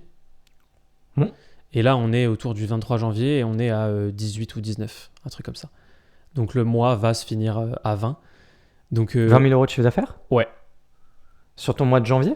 Ouais. Mais ça vient d'où ? Je me suis posé la même question que toi au début. Je me suis dit, mais c'est dingue. Il y a quand même 5 000 qui viennent de toi. Ouais. Mais il en manque 15. Et les 15 autres viennent des différents sponsors que j'ai fait et de la vente de formation. Vente de formation, sponsor, AdSense, tout ça cumulé ? Ouais, ça fait 14. Mais quand je vous dis que Louis, il speedrun vraiment. Hein. Alors, on a eu plein de dépenses. Hein. On en a eu plein de dépenses. Et j'ai évidemment pas compté les malheureux 4 000 euros que j'ai dû renvoyer à un client. On en parlera peut-être à un moment. Avec grand déplaisir, mais je les ai pas comptés évidemment, parce que sinon ça fait plus que ça. Ouais, sinon tu seras à 24. Voilà. Enfin, non, du coup, parce que je te dis, je suis à 18,5. Donc, mais on va finir à 20, c'est sûr. C'est vraiment un plaisir immense de voir, parce que je l'ai quand même senti assez tôt que je peux pas le dire comme ça parce que c'est trop t'envoyer des fleurs, c'est désagréable. C'est désagréable. Non mais il y avait un truc, en fait, je me suis dit, tu sais, très rapidement quand j'ai commencé à te côtoyer un peu ou à faire 1, 2, 3 rendez-vous, je me suis dit, il a vraiment la tête sur les épaules et j'ai aucun doute sur le fait que ça va bien se passer, qu'il va réussir des trucs et tout. Et en fait, j'ai vu ton évolution petit à petit, je t'ai vu commencer à te lancer sur YouTube, lancer ta chaîne, faire ton décor, avoir une bonne qualité de prod, être à l'aise et tout, lancer ensuite ta première formation. Et j'ai vu tout ça. Et puis j'ai vu aussi en bossant avec toi, comme on bossait et tout, je me suis dit, plus le temps passait, plus je me suis dit, c'est évident.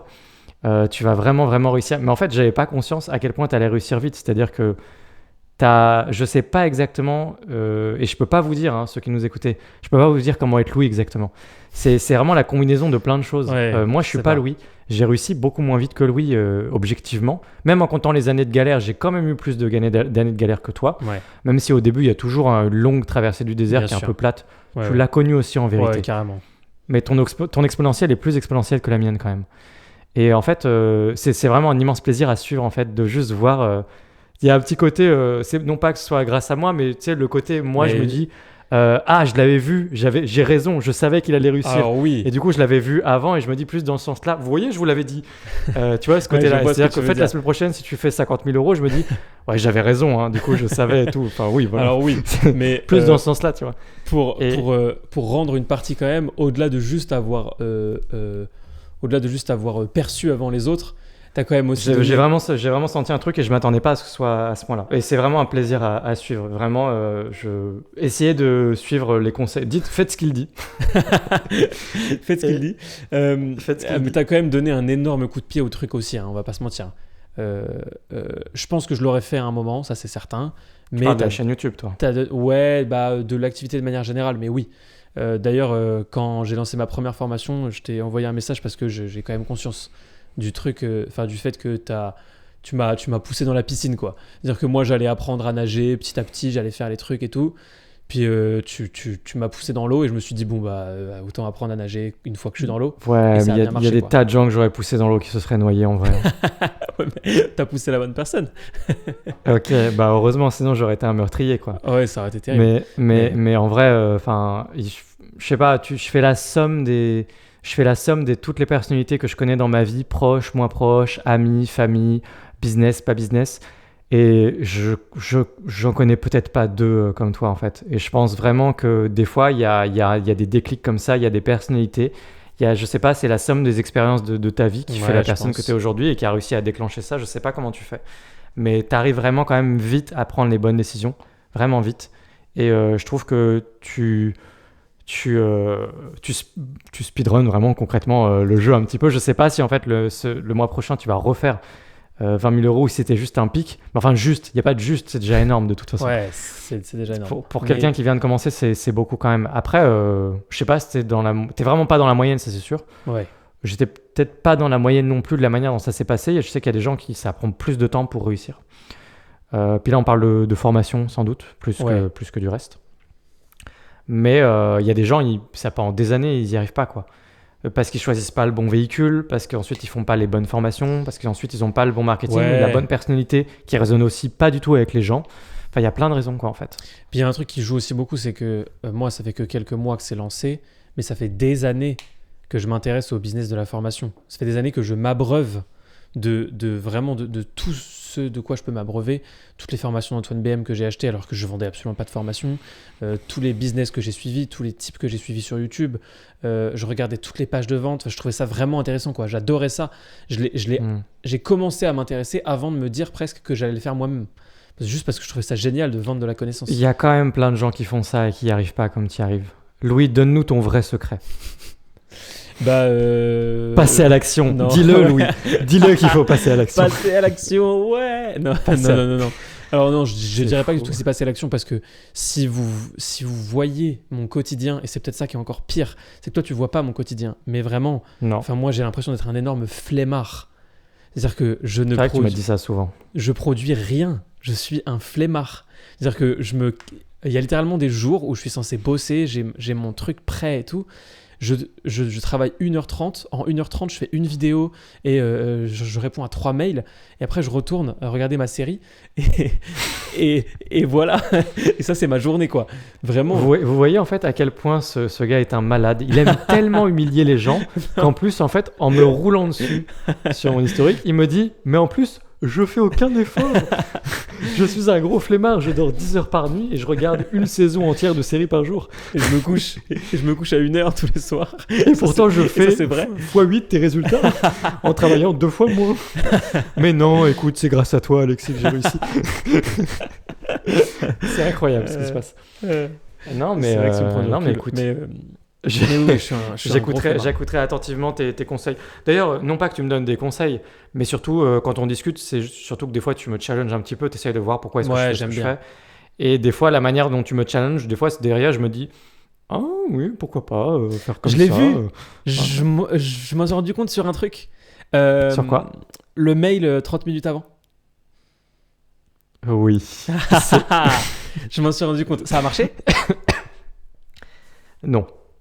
Non, mais en fait, je sais pas si ça a marché. Je peux pas savoir. En vrai, c'est impossible de savoir. Sauf si tu fais un lien. Si, c'est possible. Il faut faire un lien de tracking. Ouais, tu fais un lien précis, ouais. Mais j'ai pas fait ça. Donc, je peux pas le savoir parce que des fois, moi, je traîne un peu. Je dis que c'est terminé à minuit quand je fais une offre de lancement. Et en fait, c'est pas tout à fait terminé à minuit. Ça traîne un petit peu après parce que je sais qu'il y a soit des retardataires, soit des fuseaux horaires en décalé, etc. Et du coup, en fait, c'est à la fois dans mon intérêt, mais aussi dans l'heure que je laisse un peu après minuit. Donc, je me dis, je laisse. Et en fait, le lendemain matin, quand je me lève, dès la première heure, j'y vais et je coupe. Donc je fais ça en général. Je fais la même chose. Donc souvent il reste des commandes dans la nuit, mais je peux pas les attribuer au dernier mail, tu vois. Donc je sais pas si ça marche, mais ce que je me dis, alors il y a évidemment des désabonnés en plus, il y a des gens pas contents, mais je me dis peut-être que ça coûte rien et si des gens le font et ça marche, alors pourquoi pas moi, quoi. Mais oui, c'est la première fois que je faisais ça, effectivement. Un mail 30 minutes, je l'ai envoyé vers 23h et quelques en disant qu'il restait. J'ai vu 23h15. Ouais, je me suis. Sur le moment, je me suis dit, je suis content. Écoute, pourquoi pas. Sur le moment, je me suis vraiment dit que j'étais sujets. Content. Ah ouais, il y a eu d'autres trucs. Après, je me rends pas compte de tout. Mais... Bah non, mais moi non plus. Enfin, je sais plus. Quel autre sujet il y a eu? Il y a eu des petits trucs, ouais. Il y a eu un truc où je me suis dit, à un moment, j'ai montré à Victoria et je me suis dit, ah, c'est marrant, il a dû s'inspirer. Qu'est-ce que c'était? Il a dû s'inspirer de moi. non mais tu t'es inspiré d'un truc que j'ai fait, comme moi je m'inspire de plein de trucs que tu fais et comme on s'inspire tous les uns des autres. Mais il y a eu un truc à un moment où je me suis dit ça c'est moi qui l'ai fait, c'est marrant qu'il l'ait fait aussi. Enfin c'est marrant. Oui, si c'est marrant. Mais oui c'est on s'abreuve. Enfin je me suis beaucoup abreuvé de toi pour l'instant quand même, on va pas se mentir. Mais alors calme-toi par contre. Ok. Sur ce, J'ai l'impression que ça se termine de manière un peu brutale, parce que j'ai l'impression que j'avais à plein de moments des trucs à dire, et puis que ça s'arrête d'un coup, parce que je sais pas, mon cerveau fait Il reste pas d'autres questions. Si, juste... Non, là, c'était pas la fin du podcast, c'est la fin du sujet maintenant. J'ai une autre question, on peut prendre juste l'autre question, effectivement, bien sûr. pour le temps qui nous reste dans le podcast. C'est une question qui était plus adressée à la base. Ça clôt notre volet sur le nomadisme digital. Je pense qu'on aura l'occasion d'en reparler, parce que je me suis pas vraiment attardé sur l'aspect vraiment pratico-pratique. Peut-être le comment faire, quoi penser, etc. D'autres expériences. Enfin, j'ai un peu rien raconté en réalité, à part le fait que je voulais raconter ma première expérience ratée, effectivement, parce que je trouvais que c'était une anecdote marrante. Ouais. Et puis que je voulais justement être antifragile. Donc je voulais vous donner les trucs qu'on pourrait me reprocher plus tard directement servis sur un plateau. Comme ça, je suis tranquille.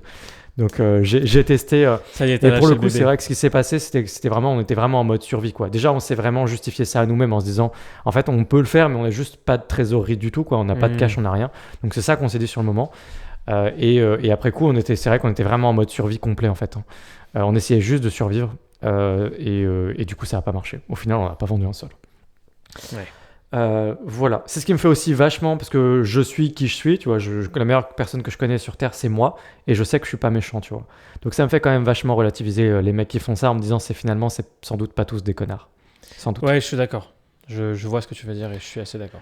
Il y en a une belle palanquée quand même. Il y en a beaucoup, mais il y en a forcément 2-3 dans le lot qui doivent être super sympas. Il y a beaucoup de mecs avec qui je traîne, où je passerai pas du tout mes soirées et avec qui j'en suis convaincu. T'as un nom à nous donner, Alexis, par exemple? Non, je plaisante.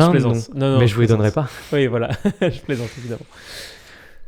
Mais c'est pas les gens auxquels les personnes pensent souvent. Enfin, on a des débats des fois dans les commentaires sous nos vidéos et tout. Et tu vois, ça nous est arrivé plein de fois de parler de Yomi. Et moi, Yomi, par exemple, c'est quelqu'un que j'apprécie beaucoup. Tu vois, c'est pas. Au contraire, je veux dire, si Yomi est pas légitime, qu'il l'est. Tu vois, c'était un peu marrant. Je suis tout à fait d'accord avec ça. Donc ouais, écoute, sans transition, passons à une autre question. Question pour Louis de Moog6513. Alors Moog, c'est aussi quelqu'un que je connais, qui doit être un follower de longue date, je pense, chez moi. Question pour Louis. Tu aimes la technologie, les grandes villes modernes. Tout à fait. Alexis. Non, il n'a pas dit. Que penses-tu de Neom, projet de ville nouvelle futuriste de la province de Tabouk, dans le nord-ouest du royaume d'Arabie Saoudite? Putain, c'est précis. C'est très précis. Aimerais-tu vivre dans The Line? Et j'aimerais aussi avoir l'avis d'Alexis, bien sûr. Le projet est énorme.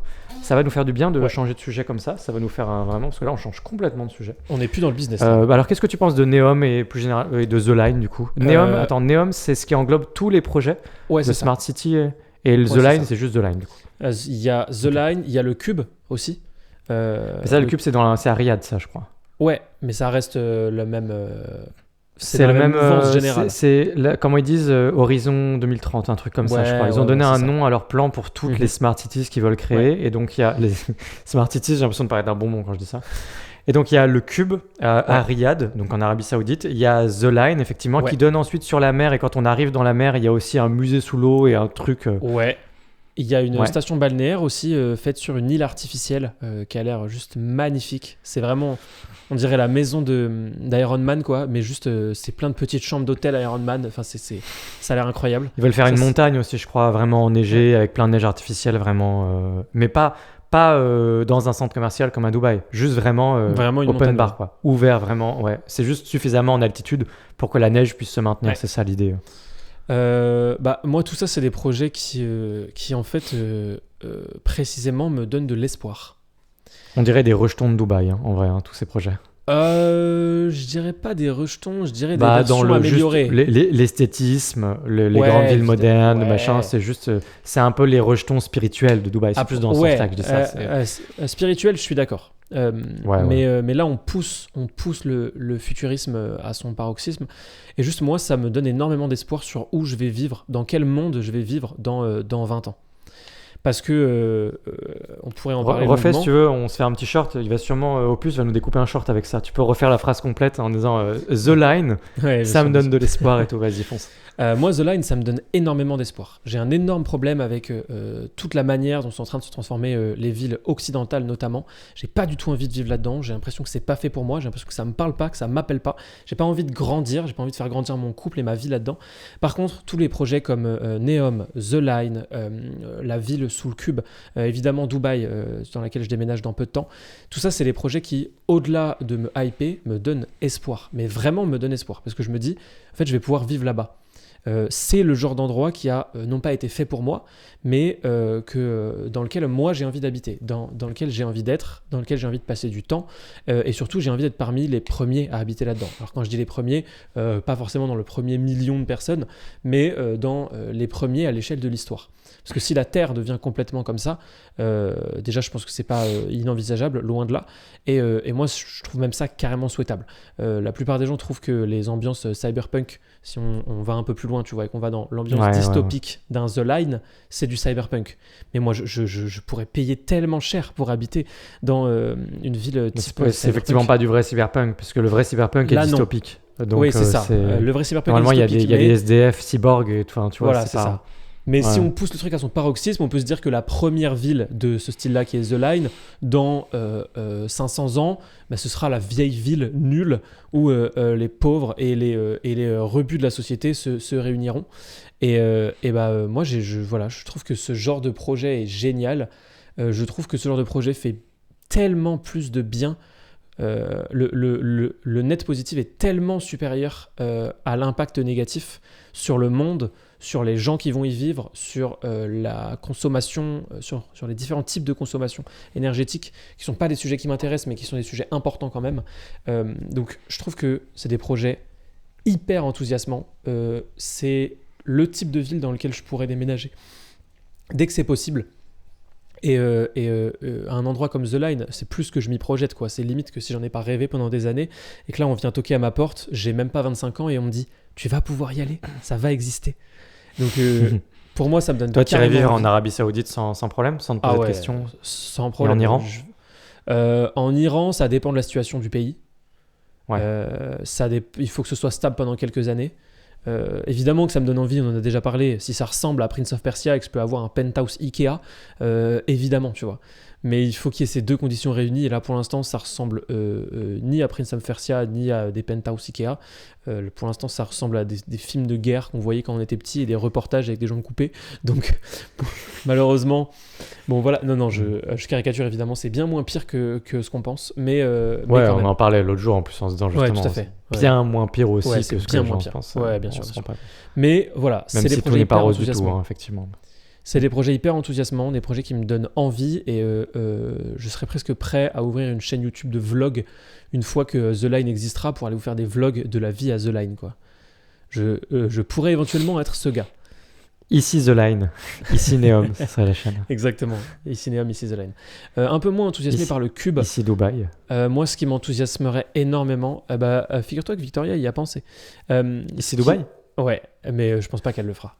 Elle va monter cet épisode, donc là elle viendra m'en parler en me disant non, je plaisante. Un truc qui je sais plus du tout où j'allais, mais en tout cas ça m'enthousiasme vraiment beaucoup, ça pourrait être très cool, et j'irai y habiter avec grand plaisir. Quant à moi, mon avis, en fait, moi je suis assez déconcerté par le fait que l'opinion publique en général est quand même assez pessimiste et négative par rapport à ces projets.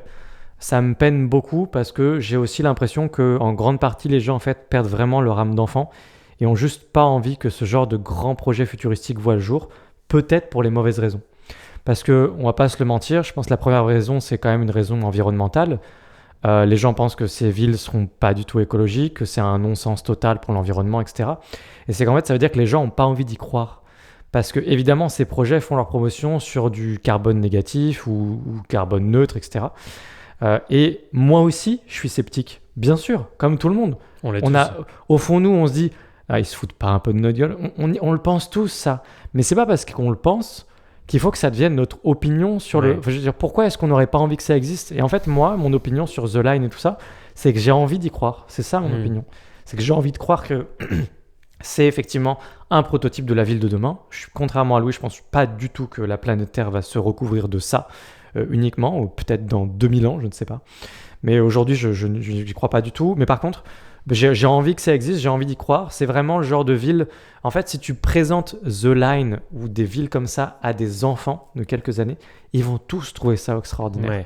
Et ensuite, tu présentes ça à des adultes et je pense qu'il y en a 3 sur 4 qui vont te dire gna, gna, gna, ça coûte trop cher. En même temps, c'est pas votre Oui, argent, c'est- donc enfin C'est voilà. au milieu du Et puis désert. ensuite, c'est pas bien pour l'environnement. Bah oui, mais ils ont quand même dit que le projet allait être neutre en carbone, voire même un puits de carbone, Négatif. quoi, en quelque sorte. Ouais. Alors, un négatif. Alors, encore une fois, je n'y crois qu'à moitié. Je suis comme vous, mais c'est juste que j'ai envie d'y croire. J'ai envie de leur laisser une chance et de dire, bah vas-y, montre-moi, prouve-le. Et si c'est vrai, la vraie question, c'est si c'est vrai, c'est qu'on est sûr à 100% que c'est vrai, que ça peut même être des gigantesques puits de carbone et que ça peut au contraire capturer du carbone et être négatif plutôt que d'en émettre. À cette condition-là, est-ce que vous voulez vivre dans The Line ou est-ce que en tout cas The Line ça vous intéresse comme projet urbanistique de ville ou voilà. Et je pense que la réponse bascule quand même plus vers le oui pour beaucoup de gens. Moi, je pense pas, pour une raison toute simple, c'est que si on remonte aussi à pourquoi les gens n'aiment pas tous ces projets-là, pour moi, le côté écologique, c'est juste... Élitiste, c'est ça peut-être. Ouais. Le côté Ouais, écologique, c'est une raison facile, tu vois. C'est un peu ah, j'aime pas ça, qu'est-ce que je peux dire? Ah ouais, l'écologie. Ok, C'est, l'écologie, c'est une raison Ouais. par proxy de pas aimer un Et- truc qui à la base est plus exactement. un truc de classe, comme dirait Marx en exactement. fait finalement de lutte des classes puis, quoi, qui est Même plus au-delà le de la côté lutte en des réalité classes, élitiste. même au-delà de la lutte des classes, parce que The Line se veut justement pas élitiste dans les tarifs sur place, dans les prix des appartements, etc. Alors on verra ce Ça y qu'ils est, appellent. il est au courant du prix des appartements. On verra ce qu'ils appellent. Non, Il justement. est justement pas élitiste parce que figure-toi que pour un T4 d'environ 80 mètres carrés, il se Et ils trouve que acceptent les le chiens. prix du mètre carré est d'environ. Non, ils sont pas encore donné les prix, mais ils ont dit qu'ils voulaient que ce Ouais. soit accessible à tout le monde. Donc on va voir ce qui est accessible à tout le monde pour des rois du pétrole, mais ça peut quand même l'être. Et donc moi je pense que c'est juste une haine profonde, si on va jusqu'au fond des choses, des gens qui font des trucs. Des gens qui continuent de faire des trucs et qui sont juste pas morts intérieurement en se disant de toute façon on va tous crever. Et moi du coup je me prends d'amour pour tous ceux qui se disent on va peut-être tous crever mais on en a rien à foutre, venez on fait des trucs incroyables dont on aurait rêvé quand on était petit et on les fait jusqu'au bout. Et du coup je me prends un peu de haine, non de haine c'est un peu fort, mais j'ai un peu de mal à me dire que les gens qui eux se prennent de haine pour ces projets là réfléchissent vraiment et ont vraiment de la réflexion. Ils détestent ça parce qu'ils ont envie de détester ça, que ça leur donne une opinion et qu'ils peuvent se réunir entre eux C'est dommage. et détester un ennemi commun. Je trouve ça super C'est dommage ce aussi. genre de projet, Mais c'est le genre de c'est personnes qui tellement ont de ce technologie, c'est tellement de technologie incroyable. Ouais. Qu'on rêve d'avoir aussi pour l'environnement, tu vois. Enfin, je veux dire, c'est juste un concentré de bonnes choses à la base qui est peut-être fait aux yeux de personnes pour de mauvaises intentions, au mauvais endroit, avec le mauvais cahier des charges et tout, je sais pas, mais c'est quand même un concentré de technologies et de choses qu'on a envie d'avoir, qui devraient pouvoir exister. Je veux dire, voilà, la moindre vitre est un panneau solaire, quoi, dans ce genre de projet. Donc, moi, je trouve que c'est dommage. Je me dis peut-être les gens n'apprécient pas ce projet pour les mauvaises raisons, quoi, vraiment. Ouais, vraiment, je pense aussi. Au final, on ne demande pas vraiment aux gens de vivre dans The Line et tout. Je pense qu'il y a plein de gens qui se voient pas vivre dans ce genre de trucs. Comme tu dis, en fait, tu parlais de cyberpunk. Littéralement, je pense qu'il y a des gens pour qui c'est du cyberpunk, ça. Mais on leur demande pas d'aller vivre là-bas, en fait. Il faut tout pour faire un monde. Il faut des gens pour vivre dans des grandes villes, à New York. Il faut des gens pour vivre dans des petits villages en France, les fameux petits villages que tu veux détruire et que tout le monde pense que je veux détruire, du coup, maintenant, avec le short qui se balade sur TikTok. C'est merveilleux. Il faut vraiment des gens pour vivre dans toutes sortes d'environnements et il y a tout pour faire un monde, comme on dit. Et The Line, je pense que ça va attirer vraiment beaucoup de personnes. C'est sûr qu'au début, ça va attirer probablement plus une certaine typologie de personnes, je pense, des gens comme toi, des entrepreneurs, il va y en avoir beaucoup, je pense. Il va y avoir une forte concentration de ces gens-là, j'en doute pas une seconde. Mais bon, pour terminer, juste, j'ai envie d'y croire, en fait. Ouais, je suis d'accord. Moi aussi, ça me donne de l'espoir et je suis content que ça arrive.